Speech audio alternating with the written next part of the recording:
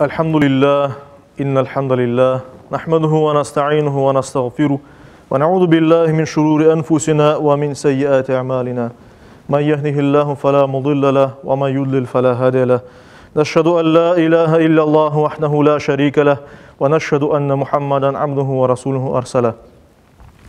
Ya eyyühellezine amenu ittaqullaha hakka tukatih ve la temutunne illa ve entum muslimun. Eyyühennas اتقوا ربكم الذي خلقكم من نفس واحدة وخلق منها زوجها وبث منهما رجالا كثيرا ونساء يا أيها الذين آمنوا اتقوا الله وقولوا قولا سديدا يصلح لكم أعمالكم ويغفر لكم ذنوبكم ومن يطع الله ورسوله فقد فاز فوزا عظيما أيها الناس قال الله تبارك وتعالى في كتابه الكريم أعوذ بالله من الشيطان الرجيم بسم الله الرحمن الرحيم قل إن صلاتي ونسكي ومحياي ومماتي لله رب العالمين صدق الله ربنا الأعلى. Saygılı cemaat-i Müslümin, hürmetli Müslümanlar, mukaddes kitabımız Kur'an-ı Kerim barlığının Allah'a kulluk etkenini ifade etti. Onların bir yaratılgan mahlukatının fıtratında Allah'a yönelmek, boyun eğmek var. Onların yaratılışına uygun olarak bir yaratık Allah'ın tesbih etkenini, Allah'ın büyük olganını bizge bildirir. Mesela Hac suresinin 18.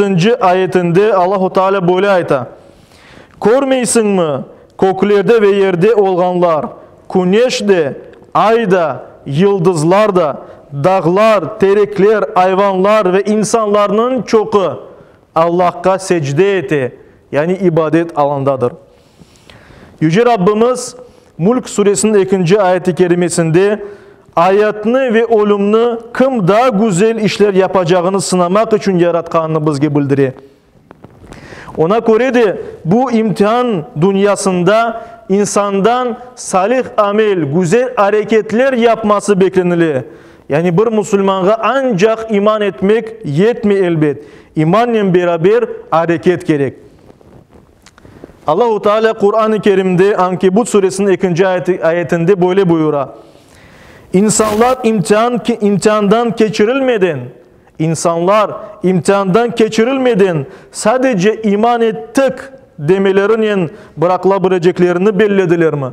Aslında hiçbir insan ben iman ettim degenden son böyle kaldırılacak, hesapka çekilmeyecek deyip düşünmemek gerek. Bu ayet-i kerimeye esasen.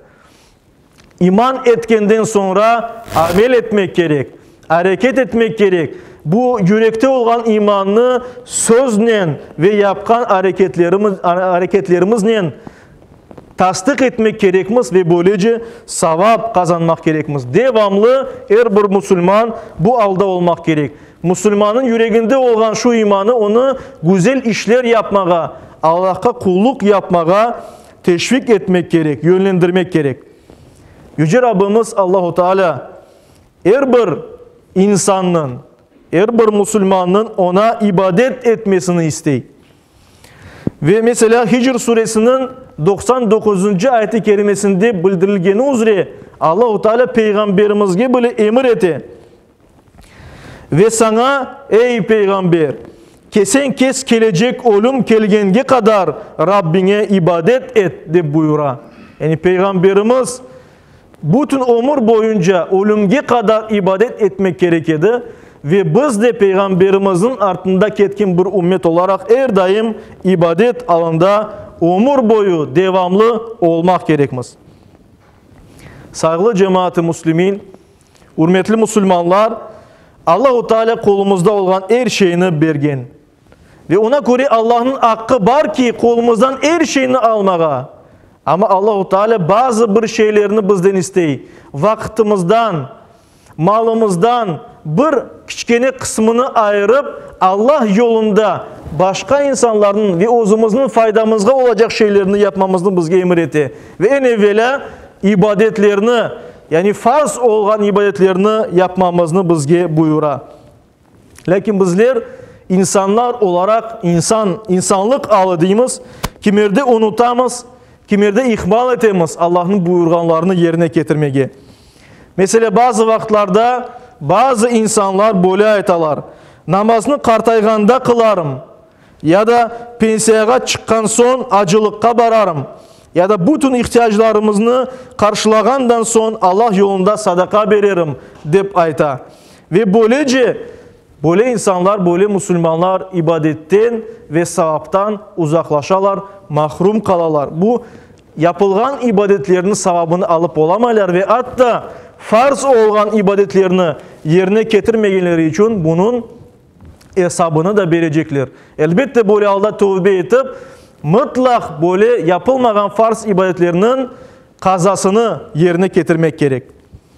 Saygılı Müslümanlar, her bir iyilik, faydalı olan düşünce, söz ve hareket, Allah'ını anmak, zikirler, Allah'ını maktamak, tesbih etmek, Allah'a yakınlaştıracak türlü güzel hareketler yapmak, Allah'ın razılığını kazanmak için yapılan amellerimiz, bunların hepsi ibadettir. Ve böylece her bir hareketimiz Allah için olursa, umurumuzun her bir anı, her bir saniyesi, her bir dakikası Allah için de olması mümkündür elbet.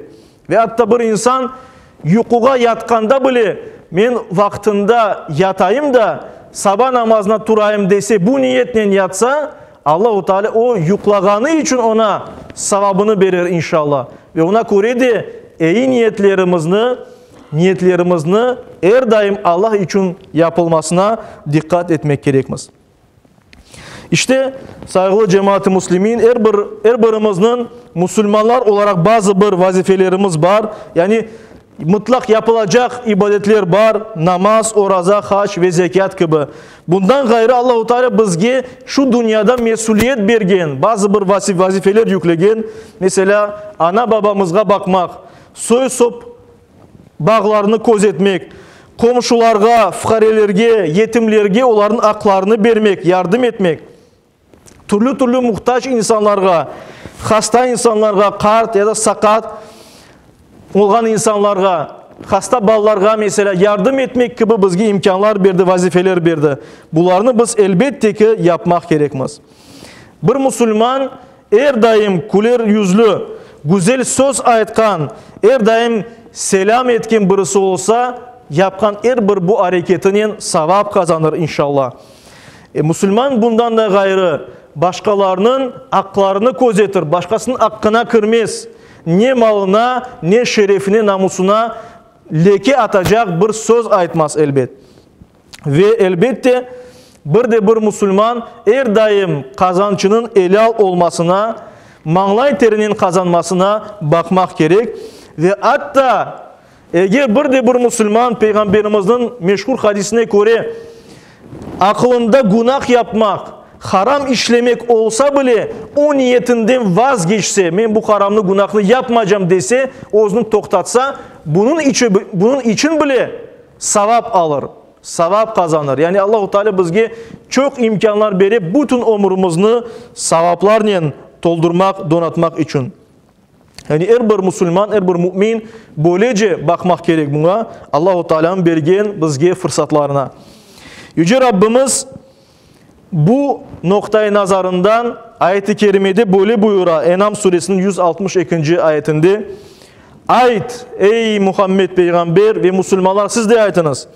Şüphesiz benim namazım, kurbanım, hayatım ve ölümüm hepsi alemlerinin Rabbi Allah içindir. Yani Peygamberimizin her bir hareketi Allah için idi. Ve biz de Müslümanlar olarak Peygamberimizin şu idealına bakıp öyle yaşamaya tırışmak gerekmez. Hayatımızın, ölümümüzün, kurbanlarımızın, namazlarımızın, yapkan bütün iyiliklerimizin Allah için olması için, yapkan bütün hareketlerimizin iyilik olması için tırışmak gerekmez. Ve sonunda Ebu Davud'da geçken Peygamberimiz Muhammed Mustafa sallallahu aleyhi ve sellem'in bir hadisini anıp geçmek isteyeyim. Peygamberimiz böyle buyurdu. Hepiniz her gün her bir buğumu için, her bir mafsalı, yani her bir sustav için, insan birinde olan sustavları için bir sadaka borcu olarak sabahlay. Yani her gün her bir buğumuz, organımız için Allahu Teala'ya şükür etmek gerekmiz. Sadaka vermek gerekmiz bunun karşılığını olarak. Sonra yapılgan er namazı için onun için sadaka ola. Tutkan er bir orazası sadakadır. Er bir tesbihi ve tekbiri Allah'ın büyük olganını göstermek ve Allah'ını anmak da hepsi sadaka ola. Karşılaşkanı bir kimsege selam vermek de sadaka ola deyip Peygamberimiz sallallahu aleyhi ve sellem. İyilikke çağırmak da sadaka. Yaramaylıktan sakındırmak bu da sadaka. Kedir etken bir şeyini yoldan kaldırmak da sadaka ola dey. Yani insanlara kedir etken yoldan bir şeylerin çetki almak o da bir sadaka ve biz böylece Allah-u Teala bizge bergen nimetlerge şükürümüzü gösteremiz.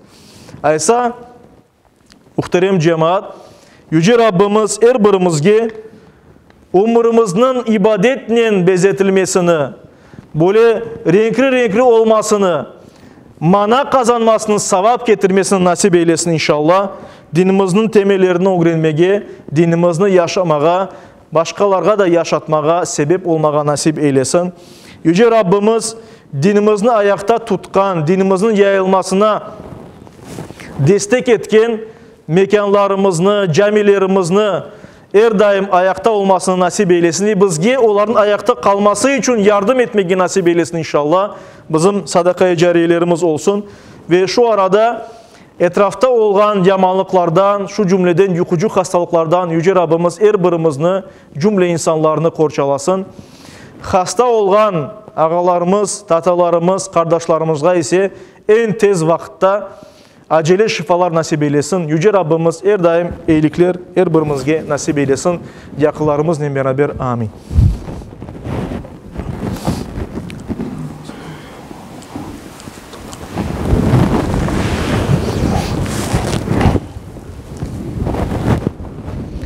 Elhamdülillah ve salatu ve selamu ala Resulillah ve usikum ve nefsel asayete bi takvallah.